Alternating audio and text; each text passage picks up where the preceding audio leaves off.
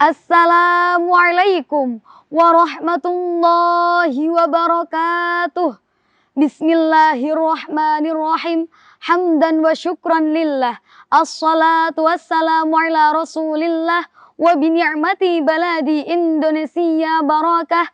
La hawla wa la quwwata illa billah. Asyhadu an la ilaha illallah wa asyhadu anna Muhammadan abduhu wa rasuluh la nabiyya ba'dah. Yang terhormat Dewan Juri yang arif dan bijaksana, dan tak lupa kepada teman-teman yang berbahagia. Pertama dan yang paling utama, marilah kita panjatkan puji syukur kehadirat Allah Subhanahu wa Ta'ala yang telah menciptakan alam semesta dengan luar biasa. Luasnya hutan, terbentangnya lautan, gagahnya orang hutan hingga bekantan, bunga yang berduri hingga indahnya burung kasuari, dan masih banyak lagi yang telah diciptakan oleh Allah. Maka dari itu sudah sepantasnya bagi kita untuk mensyukuri segala nikmatnya. Salawat serta salam marilah kita haturkan kepada junjungan kita Nabi Agung Muhammad sallallahu alaihi wasallam yang telah membawa kita dari zaman onta ke zaman Toyota, dari zaman kurma ke zaman boba, dari zaman yang gelap gulita menuju zaman yang terang benderang dengan adanya ad-dinul Islam ala tariqati ahlu sunnah wal jamaah. Teman-teman yang dirahmati Allah, Islam mempunyai konsep sistem yang universal yang telah menetapkan tatanan yang utuh untuk mengatur kehidupan manusia yang damai dan sejahtera, baik dalam aspek sosial, ekonomi, politik, pendidikan, hingga seni dan budaya. Terlebih pada sistem perekonomian suatu pemerintahan apabila didasarkan pada Al-Quran dan As-Sunnah sesuai dengan pijakan dan pedoman, maka tentunya roda perekonomian suatu pemerintahan akan berjalan dengan baik dan searah sesuai dengan tujuannya. Teori dan model ekonomi Islam menurut pandangan M.M. Metwali menyatakan bahwa ekonomi Islam dapat diartikan sebagai ilmu ekonomi yang dilandaskan oleh ajaran-ajaran Islam yang bersumber dari Al-Quran, Sunnah, Ijma, dan Qiyas. Dalam Islam, istilah ekonomi disebut juga dengan istilah ekonomi syariah, yang dimana ekonomi syariah tersebut memiliki tujuan-tujuan syariah. Di antaranya adalah hifdzuddin, hifdzun nafas, hifdzul aql, hifdzun nasl, hifdzul mal, atau biasa disebut dalam usul fikih maqasidus syariah. Tujuan tersebut mengacu pada kepentingan dan kesejahteraan manusia.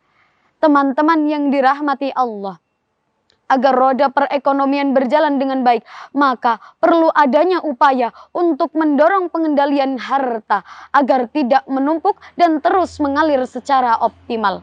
Salah satunya dengan cara berzakat. Dengan zakat kita membantu memperoleh pendapatan fakir miskin mendirikan sebuah usaha. Sehingga dari usaha tersebut roda perekonomian akan berputar dengan cara yang halal.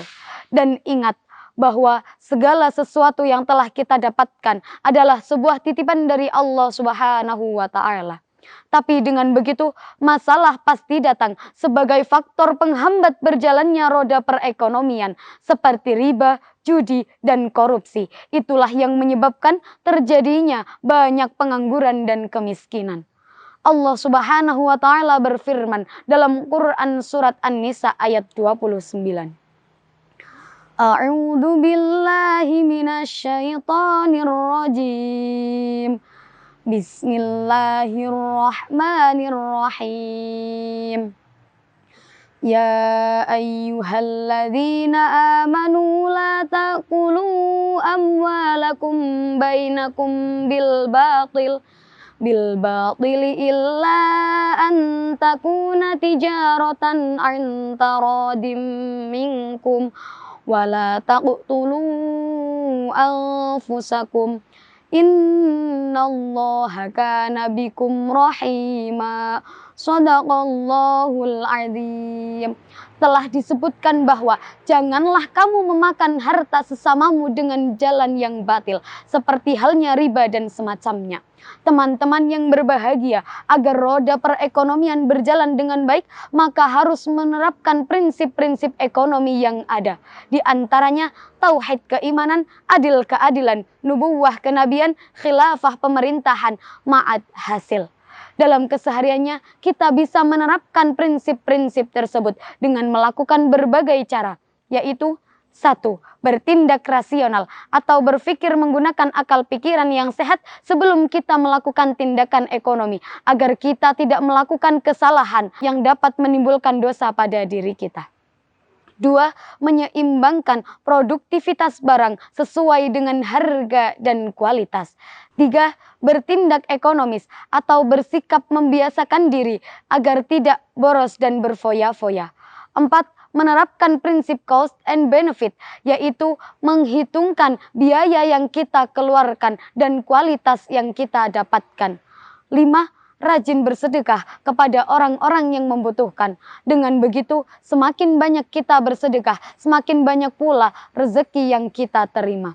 Pada hakikatnya, Allah Subhanahu wa Ta'ala akan memberikan apa yang telah kita usahakan, termasuk sistem kehidupan dalam aspek perekonomian yang kita jalankan dengan baik dan sesuai dengan prinsip-prinsip yang ada yang dilandaskan pada ajaran Islam, Al-Quran, Sunnah, ijma, dan kias untuk mencapai kesejahteraan dan kedamaian manusia. Mawar sekuntum harum mewangi, mekar ditanam si darah putri, banyaklah salah di diri ini, dimohon maaf sepenuh hati. Wallahul muwaffiq ila aqwamit thoriq. Wassalamualaikum warahmatullahi wabarakatuh.